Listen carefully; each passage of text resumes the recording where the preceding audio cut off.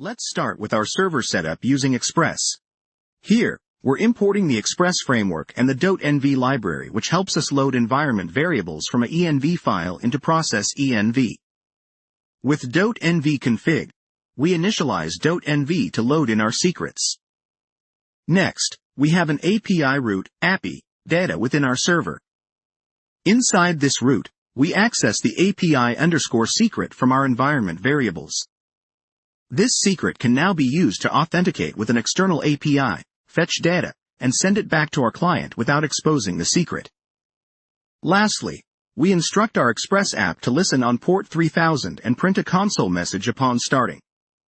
This is where the server-side part of our operations will run, securely handling the secret API key. Now let's switch to the Next.js configuration file, nextconfig.js. We're setting up environment variables within the env object. These are accessible on both server and client. However, server runtime config contains server-specific secrets, like our API_secret, ensuring it's never sent to the client. Moving on to the Next.js API routes, here's how we ensure a secret remains server-side. By using the getConfig function from nextconfig, we're able to retrieve server runtime config. Then, we access our API_secret securely without exposing it, allowing for server-side operations like securing API calls.